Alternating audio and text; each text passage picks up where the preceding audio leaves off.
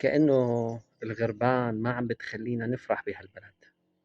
هلأ قدرينا بتفجير صار بالدويلة، وارتقى عدد من الشهداء اللي أغلبيتهم نساء وأطفال. التفجير اللي صار للناس الفقراء. انتوا بتعرفوا شو الدويلعة؟ الدويلعة المسيحية الفقراء الأغنياء بأخلاقهم. الشعب المسيحي عندنا الشعب المسالم اللي هو شريكنا بالوطن. هاي العملية الإرهابية اللي صارت ليش صارت؟ يعني شو عم بيعمل السيد الرئيس؟ كل شيء منيح عم بيعمله، وناس قاعدة عم بتحفر من وراه، وناس لا بدها تقلب الرأي ضد الدولة. شو عم بيصير؟ المسيحية، أنا كان عندي صديق مسيحي والله أذكر قعدت معه سنة كاملة لا أعرف إنه مسيحي. وكنا برمضان وقت ما كنا بالجامعة كانوا في عنا شباب المسلمة أحيانا تفطر وهو ما يفطر.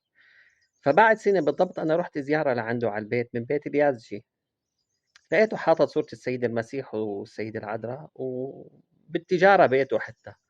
فعم بقول له معلش خليني أذكر اسمه، قلت له ندرة. قلت له لك ندرة ليش حاطط صورة السيد المسيح؟ ما تكون عم تتمسحن. قال لي لا يا صديقي ما أنا مسيحي. قلت له أنا سنة كاملة ماني عارفانك مسيحي. قال لي كلمة واحدة، قال لي الرب واحد، ونحن الرب واحد، وسوريا واحدة، ورئيسنا أحمد الشرع واحد.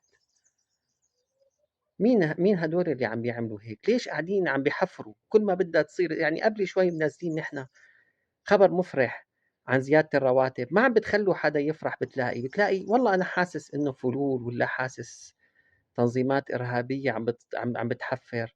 ما بدها البلد تعمر، ما بده السيد الرئيس يرتاح، ما بده إنه تصير البلد لفوق. الله يرحم الشهداء. نحن ما صفانا غير هالشعب المسيحي عنا، أغلبيته هاجر. بدل ما نرجعه لعنا على البلد عم نهجر الباقي. والله الشعب المسيحي أطيب شعب بالعالم عنا. والله والله والله إنهم أطيب منهم ما في، بتحطوهم على جرح بطيب. الله يرحم موتاكم، وإن شاء الله رب العالمين بالجنة، والله يعمر هالبلد ويمرق هالفترة على خير بإذن الله رب العالمين.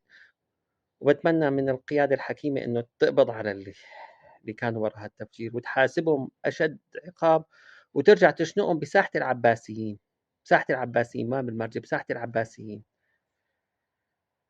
رحمة الله على الشهداء.